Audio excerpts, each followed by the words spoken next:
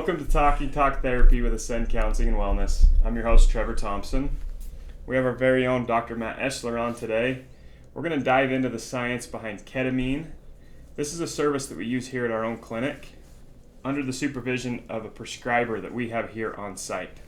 So Matt's going to kind of jump into a little bit about that, educate probably all of us on that and the effectiveness of it in treating depression, anxiety, or other mental health disorders.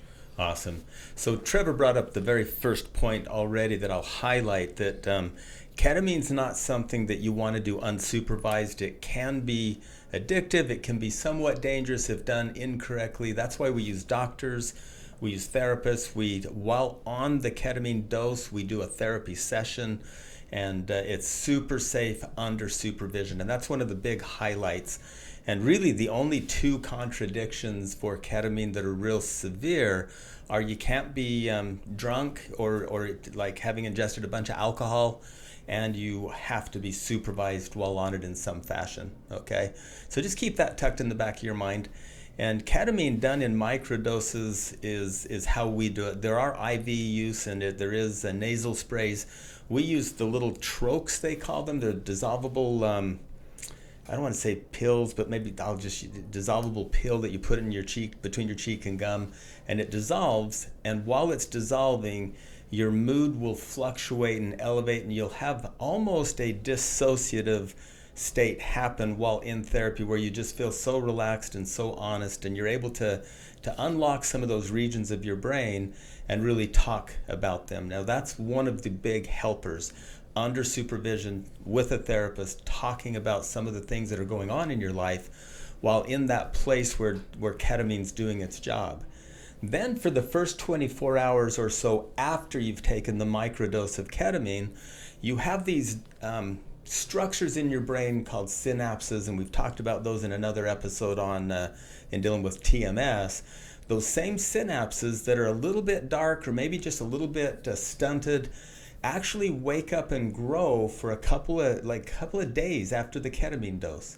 And so we're pretty sure why they do that. I won't get into the science of that because it gets real monotonous, but just understand that you've got these synapses that are not firing the stuff that helps you be happy, and they're stunted because of like atrophy from not using a muscle. It's like that. They kind of get stunted from not being used, and it wakes them up and they actually flourish and they start to grow.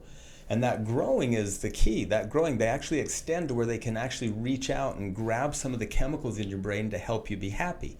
And what we notice is in that euphoric state on the ketamine, those are the ones that are waking up and staying alive after, which means you can maintain a little bit of joy, a little bit of euphoria that doesn't seem to go away. You can continue on the medication you're on for depression. If you've got major depression, you can continue on your anxiety medication if you're on anxiety medication. But after about 6 treatments, you can go in and have an evaluation done with our doctor, Dr. Workman, and see if you still need medication after the round of ketamine. So the second thing that ketamine does, and by the way, I want to just highlight that we're talking mostly about major depressive disorder. There is some research out there that is showing that it's also good for anxiety. There's not as much research, but they're noting that anxiety has a similar brain firing, and so ketamine is helping with that. One of the side effects, though, of ketamine is when you're like kind of in the middle of the dose, when you're feeling that euphoria, you can get a little anxious, and so that messes with you just a little bit if you're prone to anxiety. But it tends to go away if you do a talk session, like you're not home doing it on your couch by yourself. You're talking with your therapist about the anxiety. You can get your heart rate down, get your anxiety kind of under control, and that's the idea, is we hope that under supervision we can help you with both of these disorders. So essentially, you could change the emotional response to anxiety through the help with the therapist being there. Yeah. A lot of times that's kind of the root of anxiety, right? Like I have this emotion and this panic, but if I can reroute the panic when I have that emotion, then right in the middle of it. Right in the middle of that. And then the walls are kind of down because I'm on the ketamine. Yeah. That could be beneficial. You nailed it. Did everybody catch that? Trevor just nailed it. Imagine if you're prone to anxiety. Let's say you have anxiety and your heart rate goes up and you feel that pressure on your chest. To just have someone help you slow down, breathe, get your heart rate down, talk through what the powerless feeling is, talk through where you're headed with it, redirect it to a whole other compartment in your brain and find peace, and then learn how to do that over and over again to where when you're by yourself out in the world, you can do it. That's the idea. Usually anxiety lies to you and you believe it. Once you stop believing in it, you realize it really doesn't have a power over you. Yeah, you literally run with it until somebody slows you down. Anything I've ever been anxious about really never has happened.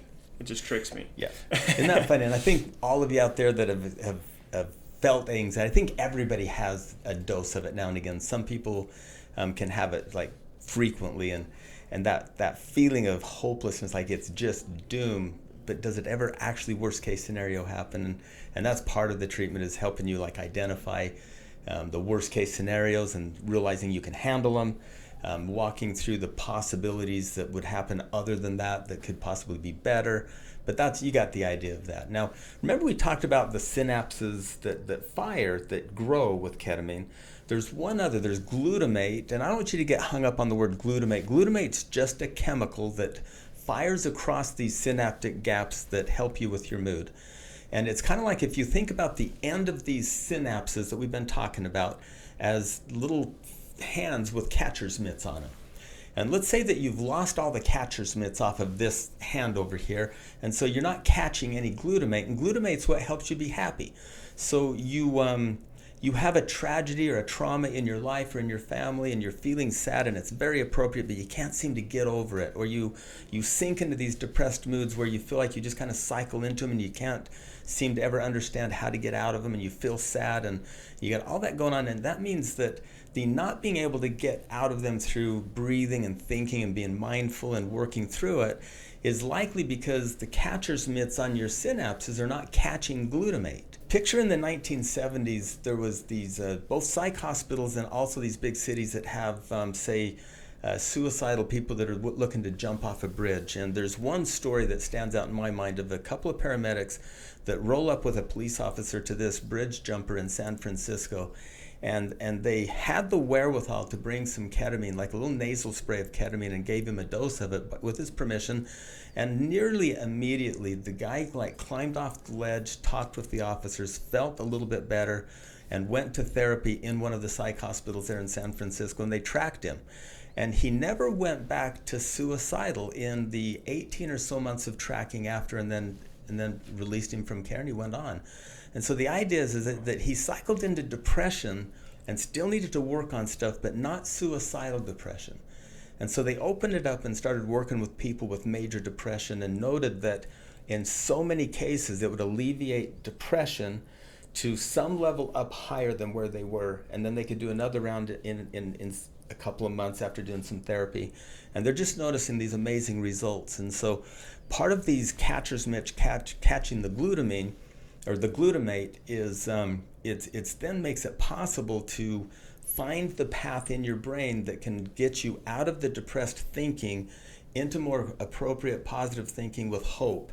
And that lifts your mood, and it lifts it permanently, because you're now digging new grooves in your brain to follow when you're in these tough spots. Does that make sense? Right. And I've heard that depression is essentially the loss of curiosity for life. Mm-hmm. And That's so a good way to put it. It makes sense that if something elevates me to where now I'm feeling optimistic or curious again, mm-hmm. and starting to explore new avenues, well, now my thought pattern has changed from this is worthless, I feel worthless, and so it kind of breaks that cycle. Yeah. And so if I'm a client coming in, essentially I would get the prescription from our doctor here. Mm-hmm. I would come in for a therapy session, but prior to that, I would take it here in the office, under the supervision of everybody here safely. Yeah. And then basically, step into the room. You bring a dose with you in your pocket. Okay. In our foyer out there, after you check in, plunk it in your mouth. It takes about 4 minutes to kick in. By then, you'll be back in the office with your therapist. Go through a session, and it lasts about 45 minutes. Okay. That's about the time for a session to get out. You will want someone here to drive you home, just to be super safe. But you really can go back to work within an hour after the session. You can go back to like no effects on you. It's got a really, really short half-life, and so you get through it really fast. And there's no detoxing from ketamine. You don't have any kind of withdrawals. You just notice you're back to And what you will notice as well is that you maintain a little of the euphoria and none of the dissociative stuff. It's a little excitement. Yeah, Awesome. it's just a little bit of a boost, and then each time you do it, and we recommend 1 to 2 sessions a week with the ketamine for a 6-week round. That's awesome. That's perfect. So everyone asks me, Trevor, like, just is there any statistics? And there is, and if you figure about 16 million people in America with what we would call treatment-resistant depression, and what's one study, a bunch of studies, the studies that we cite all the time is that of that 16 million, they suggest that like well over half, like 66 to 75% of them are on medication after medication. And they say that 60% of those, if they try ketamine, can successfully go off medication and maintain mood. That's an outrageous high number, 60%. Some serious efficacy. So it's like got some really clear efficacy and really clear results that are like amazing. And I've got a number of clients using the ketamine now, and it's just that they all report some lift. It's not always like from like nearly suicidal to major depression to joy and cartwheels. Right. But it's like, I felt like getting out of bed every day this week. And that's major for some of these folks that I deal with and some of the sadness that they've suffered. And a lot of people that are in that dark hole, usually they're not getting out of bed most days. They're not showering. Right. So that demographic's kind of the demographic we're speaking to that's Yep. seeing the most progress. Yep. That's awesome. And adding TMS with ketamine and then the talk therapy just seems to be like magical. I'm excited about it. I'm excited that we have it to offer the public. I'm excited for the safety trials that they've done to help us understand how ketamine can be used. And again, under supervision, it can be just 100% safe, and it can be something that you can really like walk away from and see results so fast. And we've talked about the systemic approach that we take here at Ascend, and I feel like this just validates kind of that approach that we have to every client. Like you said, you're combining talk therapy, TMS, ketamine. Yep. We got a prescriber here that can help with medication management. And so that's the type of approach that we take, and hopefully something that we can continue to help others with. So if you're interested in coming to get any type of these treatments or even just basic talk therapy to get started, your therapist will usually recommend some of these treatments that they might feel that are a good option for you. Awesome. Look forward to hearing from you. There's some phone numbers, I'm assuming, on this video clip. Give us a call. We'll take care of you. Thanks so much, guys. We'll talk to you next week.